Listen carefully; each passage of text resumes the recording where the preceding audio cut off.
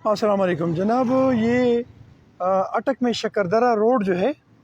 اس پہ جب آپ نیو ٹیوشن اکیڈمی کے قریب پہنچتے ہیں تو یہ مین روڈ ہے جو شکردرہ کو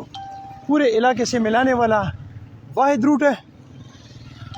یہاں پہ جو نالیوں کی پوزیشن ہے وہ ساری نالیوں کا پانی جو ہے اس مین روڈ پہ آیا ہوا ہے، اور یہاں پہ نمازیوں کے کپڑے گندے کرنا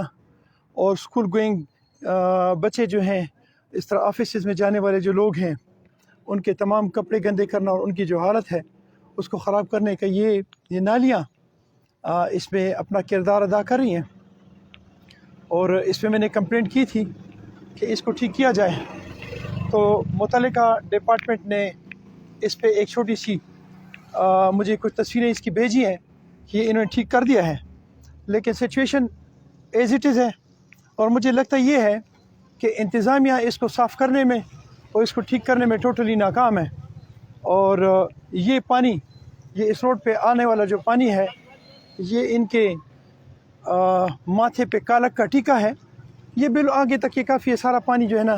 یہ آگے تک اسی طرح ہے۔ یہ آپ دیکھیں اس کے ٹائر سارے اس میں، یہ سچویشن ہے۔ بہت عرصے سے میں اس پہ کمپلینٹس کر رہا ہوں، اور یہ شاید ڈسٹرکٹ کونسل اٹک کے زیر انتظام شاید آتا ہے، لیکن ان کے کام نہ کرنے کی وجوہات میری سمجھ سے بالا تر ہیں۔ یہ مین نالیاں ہیں اس گلی کی، اس گاؤں کی، جو ان لوگوں نے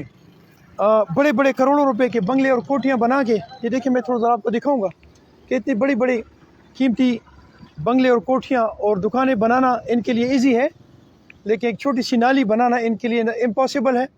اور اس کی وجہ سے یہ دیکھیں آپ، یہ پورا ایریا ہے جو اس نے بنا لیا ہے، لیکن اپنی ان کی جو نالیاں ہیں وہ انہوں نے روڈ پہ لا کے اور یہ چھوڑ دیا ہے۔ یہ آپ دیکھیں، اور اس سے یہ پورا روڈ جو یہ روڈ بھی خراب ہو رہا ہے، اور یہاں پہ اسکول جانے والے بچے اور آفیسز میں جانے والے لوگ اور اسی طرح مدرسوں میں جانے والے پڑھنے والے بچے جو ہیں، ان ساروں کے کپڑے پلید ہوتے ہیں، لیکن تاحال اس کو کوئی بندہ دیکھنے والا پوچھنے والا نہیں ہے۔ ویسے تو اٹک میں بہت بڑے بڑے ملک اور چودھری اور رانے اور ٹیوانے اور پتہ نہیں کیا کیا موجود ہیں، لیکن یہ روڈ شاید ان کا نہیں ہے،